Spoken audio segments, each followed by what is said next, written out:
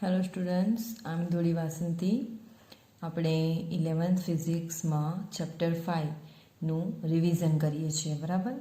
તો રિવિઝનમાં આપણે સરકાર દ્વારા જે ટૉપિક કાઢી નાખવામાં આવેલા છે એ સિવાયના ટૉપિકમાં તે પણ આઈએમપી ટૉપિક્સનું જ ફક્ત રિવિઝન કરીશું, બરાબર. તો એને તમારે સારી રીતે વિડીયો જોવો, વાંચવો અને પ્રેક્ટિસ કરીને એક્ઝામ આપવી. ક્લિયર? તો એમાં પહેલો જે છે, કારણ કે ગવર્મેન્ટ દ્વારા ઘણા બધા ટોપિક એવા કેન્સલ કરવામાં આવે છે જેમાં ન્યૂટનની ગતિનો પહેલો નિયમ, બીજો, ત્રીજો, આ રીતના ઘણા બધા ક્વેશ્ચનને કાઢી નાખવામાં આવ્યા છે. ત્યાર પછીનો જે આપણે ટોપિકનો જે શરૂઆત કરીએ છીએ એ વેગમાનનું સંરક્ષણ, બરાબર. વેગમાનનું સંરક્ષણ.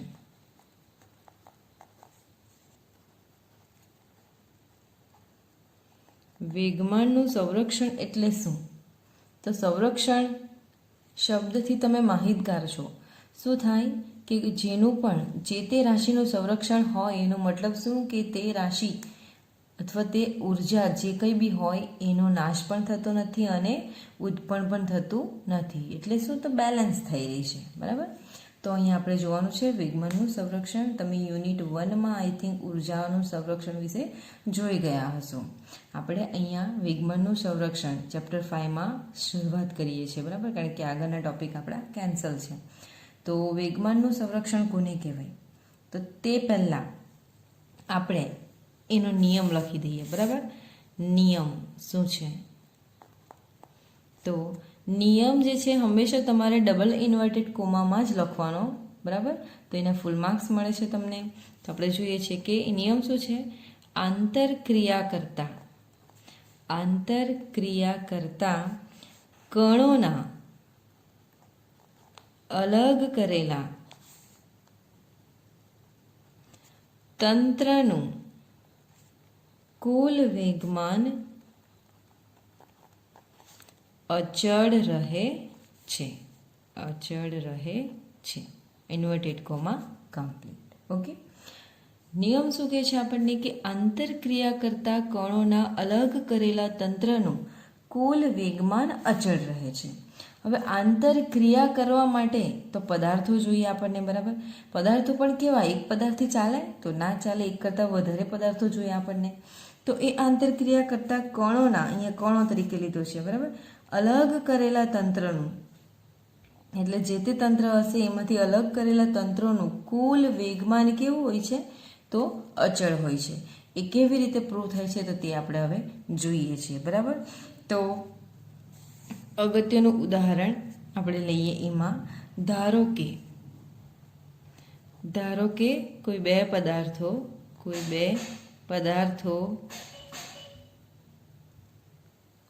તો જુઓ, આપણે અહીંયા ઉદાહરણ તરીકે લઈએ છીએ કે ધારો કે કોઈ બે પદાર્થો A અને B છે કે જેમના પ્રારંભિક વેગમાન PA અને PB છે.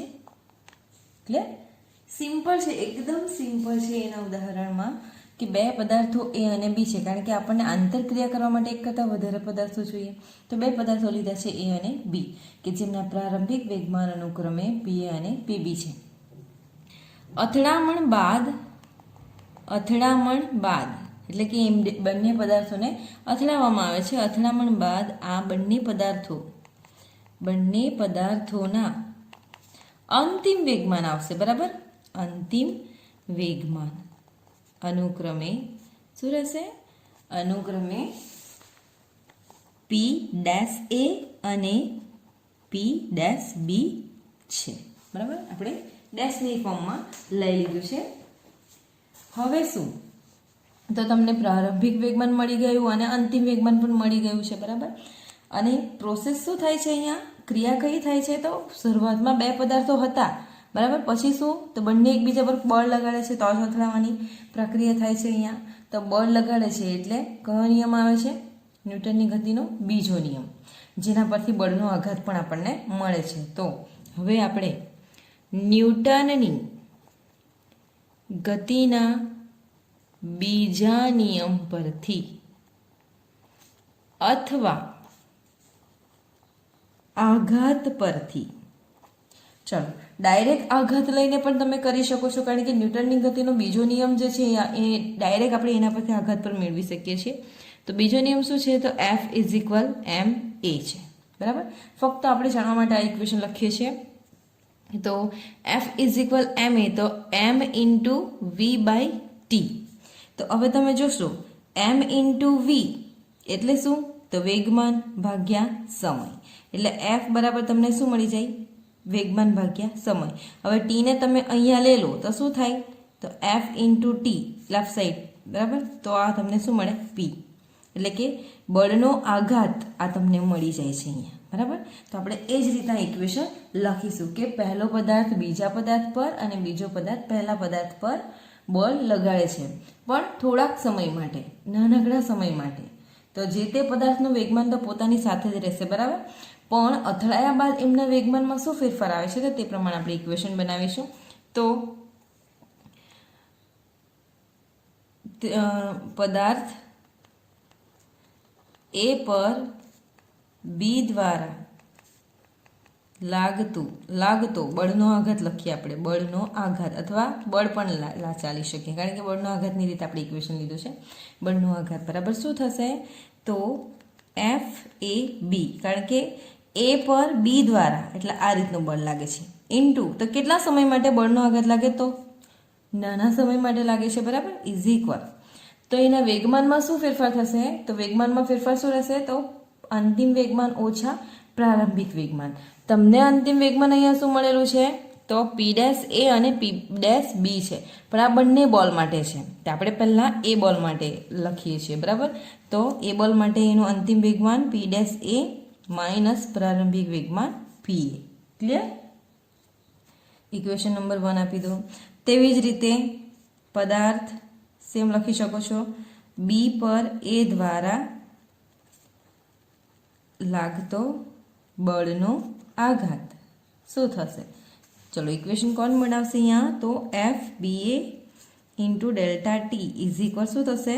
P' B - PB. Equation number 2. Clear? મળી ગયું ને? ચાલો, હવે શું? બંને અથડાઈ ગયા છે. બરાબર. અથડાઈ ગયા અને બંને એકબીજાથી વિરુદ્ધ દિશામાં જશે, એટલે કયો નિયમ પાછો લાગુ પડે? તો ન્યૂટનની ગતિનો ત્રીજો નિયમ હવે લાગુ પડશે. કયો? ત્રીજો નિયમ. બરાબર.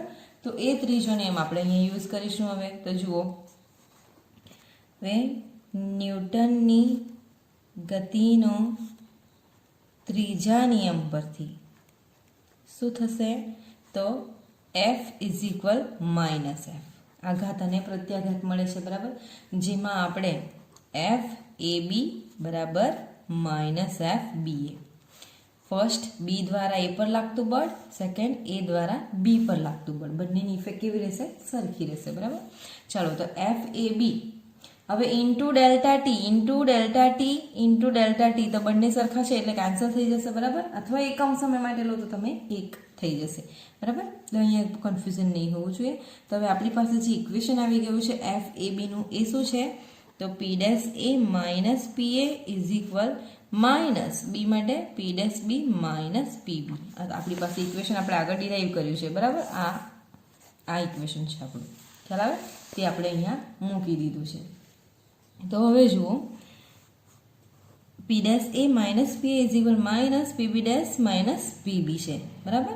ચાલો, તો હવે શું કરશું આપણે? તો જે ડેશ વાળી ટર્મ છે એને એક સાઈડ લઈ લઈશું. તો P' A અને આ માઇનસ છે. બરાબર. તો એ આ બાજુ આવશે તો શું થઈ જશે? પ્લસ થઈ જશે. P' B = હવે આ જુઓ, તો પ્રારંભિક પહેલા પદાર્થનું પ્રારંભિક છે માઇનસ, તો એ રાઈટ સાઈડ આવશે એટલે પ્લસ થઈ જશે.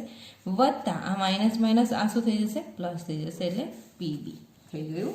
બરાબર. તો આ જે ઇક્વેશન એ શું સૂચવે છે? આપણો ટોપિક શું છે એમાં? કે વેગમાનનું સંરક્ષણ છે. બરાબર. તો આ જે ઇક્વેશન એ શું આપણને કહે છે? કે કોઈ પણ પદાર્થનું અથવા તો આંતરક્રિયા કરતા કણોના અલગ કરેલા તંત્રનું કુલ વેગમાન કેવું હોય? અચળ હોય છે. બરાબર. તો આ ઇક્વેશન જે પ્રૂવ કરે છે અહીંયા કે કોઈ પણ પદાર્થ જે હોય એ કોઈ પણ તંત્રમાં રહેલા હોય એમને અલગ કરેલા હોય તો પણ એમનું જે શરૂઆતનું વેગમાન અથવા તો અંતિમ વેગમાન જે હોય એ એના પ્રારંભિક વેગમાન જેટલું જ હોય છે. ક્લિયર? ચાલો તો હવે એના પછી આપણે બીજો ક્વેશ્ચન જોઈશું, તે પણ આઈએમપી છે.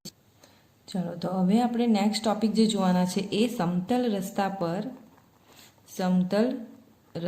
પર કારની ગતિ. બરાબર?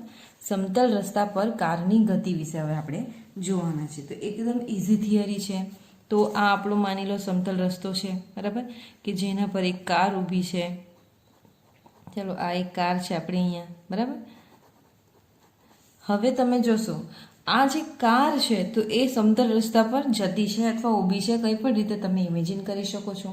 હવે એમાં શું, તો આપણે શીખી ગયા છે યુનિટ 5માં કે નીચેથી કયું બળ લાગશે, તો ગુરુત્વાકર્ષણ બળ, અને વજનના કારણે એને mg લાગશે, બરાબર. ચાલો એના પછી આપણે ઘર્ષણ બળ પણ શીખી ગયા છે. તો પદાર્થ અથવા તો વાહન અથવા કાર જે દિશામાં ગતિ કરશે એનાથી અપોઝિટ અહીંયા ગતિ આવશે, બરાબર. આ દિશામાં ગતિ કરે છે તો એનાથી વિરુદ્ધ દિશામાં એને શું લાગે, તો ઘર્ષણ બળ લાગે છે, બરાબર. બીજું mgનો વિરોધ કરતું, બેલેન્સ કરતું બળ ઉપરની તરફ કયું લાગે છે, તો લંબ બળ લાગે છે, નોર્મલ ફોર્સ ઉપરથી લાગે છે. એટલે ટોટલ તમને કેટલા બળ ઇફેક્ટ કરે છે આ કાર પર, તો નીચેથી mg એનો વિરોધ કરતું લંબ બળ, અને જે દિશામાં ગતિ કરે છે એનાથી વિરુદ્ધ તમને ઘર્ષણ બળ લાગે છે. ક્લિયર? તો આકૃતિ એકદમ ઇઝી છે, એના પરથી જ આપણે લખવાનું છે, બરાબર. તો એના પરથી તમારે શબ્દોમાં લખી દેવાનું કે કાર પર લાગતા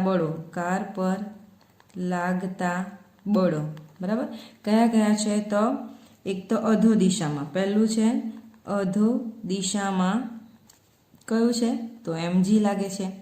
બીજું ઉર્ધ્વ દિશામાં, એટલે કે અધો દિશા એટલે નીચે અને ઉર્ધ્વ દિશા એટલે ઉપર, તો ઉર્ધ્વ દિશામાં કયું બળ લાગે છે, તો લંબ બળ n લાગે છે, બરાબર.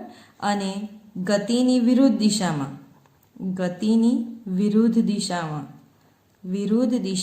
કયું બળ લાગે છે, તો ઘર્ષણ બળ લાગે છે. ક્લિયર? એટલે આટલું ક્લિયર થઈ ગયું. હવે સૌથી મોટો ક્વેશ્ચન થિયરીમાં જે યાદ રાખવા જેવું છે કે કોઈ પણ રસ્તો હોય, બરાબર, તો એના પર એક કારને સીધી રેખામાં ગતિ કરતી હોય ત્યારે એને કેન્દ્રગામી બળ પૂરું પાડતું હોય છે. પણ એ કોણ પૂરું પાડે છે, તો કેન્દ્રગામી બળ અહીંયા કેવી રીતે ઇફેક્ટ કરશે અહીંયા, બરાબર, તો વાહનોના ટાયર અને રસ્તા વચ્ચે, બરાબર. તો એ જે કારણે કેન્દ્રગામી બળ જે પૂરું પાડે છે એ કોણ પૂરું પાડે છે, રસ્તા અને કારના ટાયર વચ્ચેનો સંપર્ક બળ પૂરું પાડે છે. ક્લિયર? સમજાય છે? સ્થિત ઘર્ષણ બળ જે લાગે છે, તો અહીંયા જુઓ આ જે કાર છે, કારણ કે આપણો એ રસ્તો હોય છે જેના પર અહીંયાથી કાર જાય છે, તો એ સડનલી આ રીતના નથી આવી જતી. આપણે જ્યારે ટર્ન કરાવીએ છીએ તો જ એ આવી શકે છે. એ સીધી દિશામાં જતી છે તો જતી જ છે. કેમ? તો એના પર કયું બળ બીજું ઇફેક્ટ કરતું હોય છે, કેન્દ્રગામી બળ. કોણ પૂરું પાડતું હોય છે, તો રસ્તા અને વાહનના ટાયર વચ્ચેનું સંપર્ક બળ જે ઘર્ષણની રીતે લાગે છે, બરાબર. તો અહીં આપણે લખીશું કે એ ઘર્ષણ બળ કયું છે, તો સ્થિત ઘર્ષણ બળ છે, બરાબર. તો અહીં આપણે લખીશું સ્થિત ઘર્ષણ બળ જેનો સિમ્બોલ આપણને ખબર છે કયો છે, તો Fs. સ્થિત ઘર્ષણ બળ Fs એ કારને કેન્દ્રગામી બળ પૂરું પાડતું હોવાથી, ચલો Fs ઇઝ ઇક્વલ શું થશે, mv²/r. કેન્દ્રગામી બળનું ઇક્વેશન શું છે, mv²/r. હવે r તમે અહીંયા પર કેપિટલ તરીકે લઈ લેશું, r, બરાબર. તો આ અહીંનું એક ઇક્વેશન છે, ઇક્વેશન નંબર 1 આપી દો, બરાબર. ચાલો હવે શું, તો Fs, હવે આપણે જાણીએ છીએ કે Fs એટલે સ્થિત ઘર્ષણ, તો સ્થિત ઘર્ષણનું ઇક્વેશન શું આવે, μs × n. કેમ? જેટલું એફએસ રહેશે નીચે તેટલું જ લંબબળ તો જ્યાં છે ત્યાં લાગવાનું જ છે, બરાબર, એફએસ પણ લાગવાનું જ છે. તો લંબબળ ચલે છે એન, એટલે પ્રોપોઝનલ એનો જે અચળાંક છે આપણે કયો લીધેલો છે, મ્યુએસ લીધેલો છે, બરાબર. તો એફએસ બરાબર શું થશે, મ્યુએસ ઇન્ટુ એન, જેની વેલ્યુ આપણે અહીંયા મૂકીશું સમીકરણ 2માં. તો સમીકરણ 2માં 1માં 2ની કિંમત મૂકતા શું થશે, તો mu s into N is equal mv²/r. આ તમને ઇક્વેશન મળે છે. આપણે એમાં શોધવાનું શું છે, તો આપણા ક્વેશ્ચનનું ટાઇટલ શું છે, તો સમતલ રસ્તા પર કારની ગતિ. તો ગતિને રિલેટેડ આમાંથી આપણે ઇક્વેશનનું સૂત્રનું કરતા કોણ બનાવી શકે, તો v². તો v² બરાબર શું થશે, મ્યુએસ ઇન્ટુ શું થશે, v² બરાબર, તો આપણે બનાવી દઈએ અહીંયા, v² બરાબર શું થશે, mu s into N into R, અને આ એમ ક્યાં આવી જશે, તો છેદમાં આવી જશે, બરાબર, ઇક્વેશન નંબર 3. ચાલો હવે શું, તો આ લંબબળ શું છે, લંબબળ તો આ દિશામાં લાગતું છે. તો લંબબળ બરાબર આકૃતિ પરથી આપણે શું લખી શકીએ, આકૃતિ પરથી શું લખી શકીએ આપણે, તો આકૃતિ પરથી n માઇનસ mg. તો લંબબળની વિરુદ્ધ દિશામાં mg છે, બરાબર, શું થાય, તો 0 થશે અહીંયા, બરાબર, સમજાય છે. તો n બરાબર શું થશે, mg થશે. તો જેની વેલ્યુ આપણે ક્યાં મૂકીશું, સમીકરણ 3માં. તો એ મૂકશું તો શું થશે, v² ઇઝ ઇક્વલ શું થશે, v² is equal mu s into mg into r by m. એટલે m અને m કેન્સલ, તો તમને ફાઇનલ શું મળે, mu s into r into g, જે સમતલ રસ્તા પર કારની ગતિ માટેનું ઇક્વેશન છે, બરાબર. પણ એમાં જુઓ હવે, તો આ v² is equal mu s into rg છે. હવે એમાં તમે સ્ક્વેર કાઢી નાખો એટલે શું થઈ જશે, તો v ઇઝ ઇક્વલ શું થઈ જશે, વર્ગમૂળમાં શું થશે, વર્ગમૂળમાં mu s into r into g. Square તમે કાઢી નાખશો એટલે, બરાબર. તો આ તમારું ઇક્વેશન થયું ફાઇનલ, મ્યુએસ ઇન્ટુ rg, જે સમતલ રસ્તા પર કારની ગતિ માટેનું ઇક્વેશન છે. ક્લિયર. તો એક્ઝામ માટે પ્રિપેરેશન કરવી, ધ્યાનથી વિડીયો જોવો, સમજવો અને પ્રિપેરેશન કરી પ્રેક્ટિસ કરી એક્ઝામ આપવી. હવે આપણે સ્વાધ્યાયમાં જોઈએ છીએ. સ્વાધ્યાયમાં હવે આપણે નેક્સ્ટ દાખલો જોશું. એ સ્વાધ્યાયનો છે 5.15. સ્વાધ્યાયનો 5.15, બરાબર. એ સિવાય તમારે 5.11, 5.16ની પ્રેક્ટિસ કરવી, બરાબર. આઈએમપી દાખલો છે, આઈએમપી અને 5.16, બરાબર. બંને આઈએમપી દાખલા છે, જેમાંથી આપણે એક સોલ્વ કરીશું, જે તમારે બીજો જાતે કરવાનો રહેશે, બરાબર. ચલો, તો 5.15 આપણે જોઈએ છીએ. તો રકમ તમે બુકમાંથી જોજો, હું અહીંયા બુકમાંથી વાંચું છું. 10 kg અને 20 kg દળ ધરાવતા બે પદાર્થો એ અને બીને લીસી સમક્ષિતિજ સપાટી પર રાખી એક હલકી દોરીના છેડાઓ સાથે બાંધેલ છે, બરાબર. બે પદાર્થો છે જેને એક સપાટી પર રાખેલા છે, જેમાંથી એક પદાર્થ છે 10 kg, બીજો છે 20 kg, બરાબર. તો આ તમારો 10 kg અને આ 20 kg થશે. આપણે નામ આપી દઈએ m1 અને m2. એકદમ ઇઝી છે. જેને લીસી હલકી દોરી વડે બાંધેલા છે. ચાલો, તો એને બાંધેલા છે, બરાબર. હવે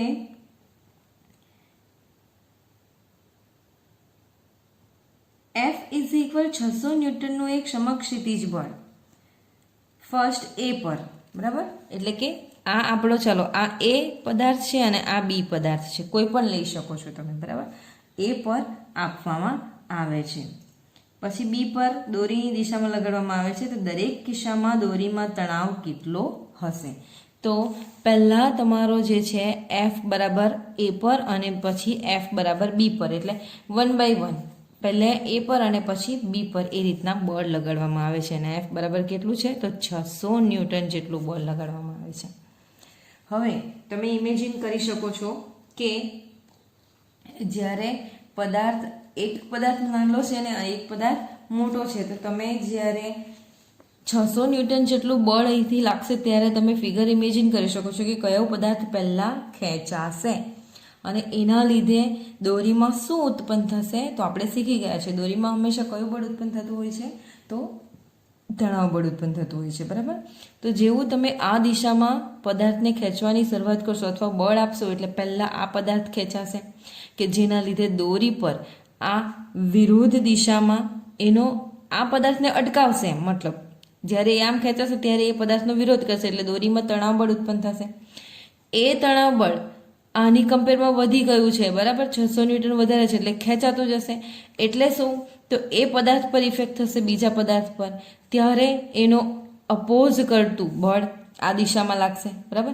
એને આમ ખેંચવાની ટ્રાય કરશે. હવે એ ત્યારે એનો અપોઝ આ બળ કરશે. આપણે 1 by 1 સમજીએ છીએ. બરાબર. આકૃતિ સમજ પડી. તો જેવું એફ બરાબર 600નું બળ આપો છો એટલે પહેલાં આ ખેંચાશે એટલે એનો વિરોધ આ પદાર્થને લીધે થાય છે. બરાબર. એટલે આ દિશામાં ખેંચાશે. પછી શું, તો અહીંયાથી આટલો ભાગ ખેંચાઈ ગયો એટલે એ પદાર્થ આ દિશામાં જવાની શરૂઆત કરશે. એટલે પહેલાં આપણે M1 એટલે કે એ પદાર્થ પર બળ લગાડીએ છીએ. બરાબર. તો એ અને બીની ગતિ માટેનું આપણે સમીકરણ લઈ લઈએ. તો ન્યૂટનની ગતિનો કયો નિયમ આવશે? બીજા નિયમ પરથી. બરાબર.